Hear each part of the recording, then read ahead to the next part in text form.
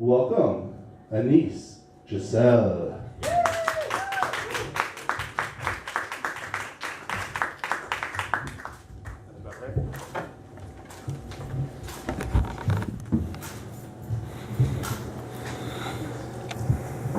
Hi, I'm Anise Gisele, and thank you. And my first poem, I have to have a little preface to it. I found it, and I had written it when I had the flu. And what happened was, when I was 19, I filed my first police report against my mom and her husband at the time for abuse and neglect. And then a few years later, she opened up a bunch of credit card accounts with my name and social security number. And I had to file my second police report against her.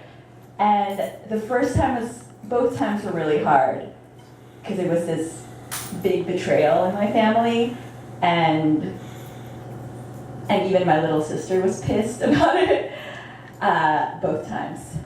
So, this was the poem I wrote, apparently. I'm flushing the contents of my nose into my roommate's IKEA garbage bin. Do what you will with that image. I do not believe in psychic vengeance, but my mother is angry with me, and my body feels the lumbering wrath of a galactic fleet of microbes. She wants to know why I'm not protecting her, why I'm not, to put it crassly, covering her ass. I have spent a Mayan lifetime covering this woman's ass, so much so that it is a shock that when I finally took a step back, I could visually recognize anything that wasn't my mother's ass. My mother is the kind you would enjoy at a dinner party. She is the woman you would be lucky to be flirting with. She is also the leading expert on how to drive me insane, and I am not emotionally developed enough to handle my own insanity. I am pacing my apartment, living room, kitchen, living room, kitchen. I'm not pacing very quickly. My apartment is just very small. My roommate has known me for 5 years. She has seen me cry twice. Both times I left the room. I'm glad she isn't here. I'm coughing up lime green slugs down our kitchen sink when, in all honesty, I could have made it to the bathroom. I'm drained from draining my septic tank sinuses. I feel about as sexy as a sewage pipe, and I just need to be alone. My sister isn't responding to my voicemail. Is she mad at me? Not? Or still making up her mind, since I sidestepped standard protocol and reneged on our mom's protection plan? I want to say, Mom disowned me. Shouldn't that mean she doesn't own me anymore? Because I don't have the money, time, or self-loathing I once did. I want to say, I cannot handle this mother who makes me wish we were shit, so I could infinitely forgive her for treating us like it.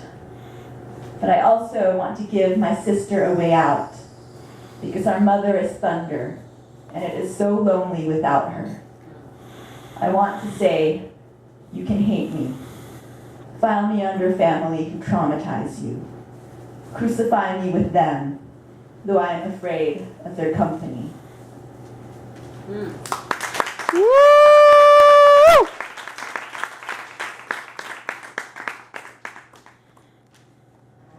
The poet Elena Ellis, I don't know if I'm sure you know Elena Ellis, and she does a new poem every feature, and I've got 2 new ones for this set. So, this is the first one. Things my brother will do today. Wake up, find ceiling depressing, the white of the sky after gunshots. Remember it's a weekday, pull his lungs up like sandbags, swing his hull out of bed. Wake up our sister, her jaw a small anvil, the drool purling off her mouth, still the geese wings behind her eyes. See the older sister bent on her bed like a crowbar. Set her alarm away from arm's length. Drag her back from the sailboats. Draw open her blinds. Drive the sisters to school and work. Neither needs a ride home tonight. Sleepover, dinner date, the gleam high under cheeks like hard candies.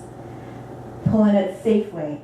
work a 4-hour shift, make $32 before taxes, bag and cart, bend over and stock, smile as people read off his name tag. When the deli boy winks, try to believe it. Clock out. Every night drive by the old house, where he and our sister slept for 2 weeks, after the eviction, after water stopped running. Park. Bring his head to the steering wheel. My brother is 18. He is being strung to play like a man. Our mother used to say she shouldn't have had him if she wanted a son. When the warrant went out for her arrest, she did not come home to my siblings, hid out in her car instead. My brother found her and slept with her in the back seat to keep her from getting cold. She will not reach out to him tonight. She lost phone privileges. But he will still sit in his room before bed, her envoy, awaiting her next instructions.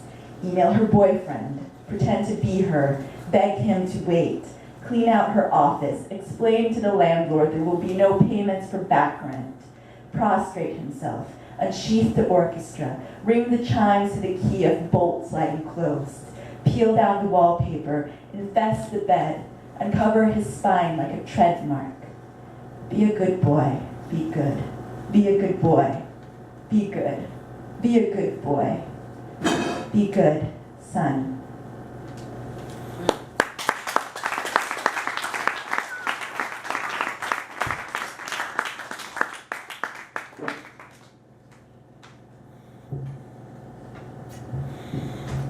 I'm dating a 23-year-old, and that's a little bit younger than me, just a little bit, and I have a complex around not the age,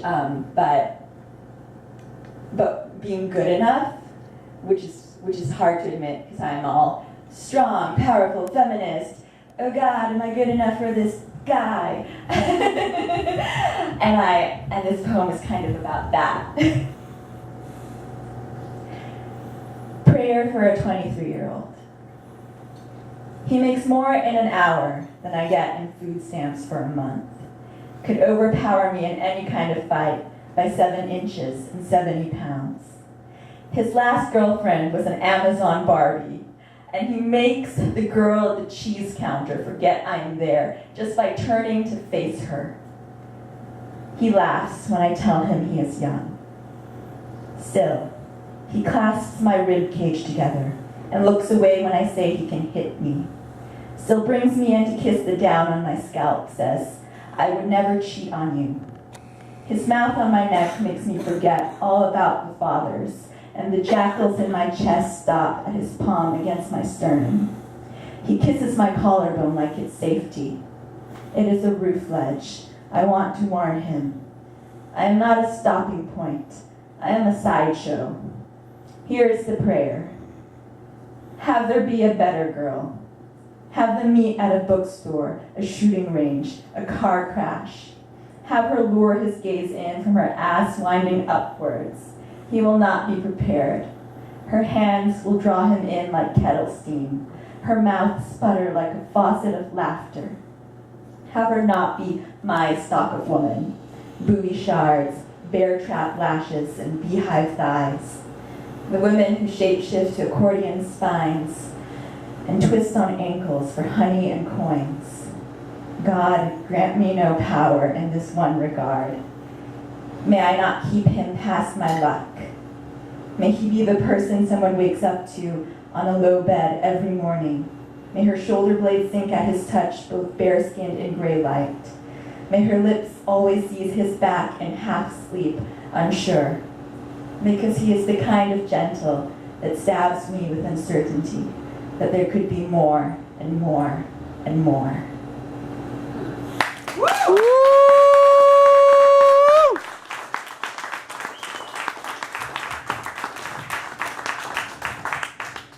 Also, you're about to hear Casey Tonnelly tonight, who is amazing.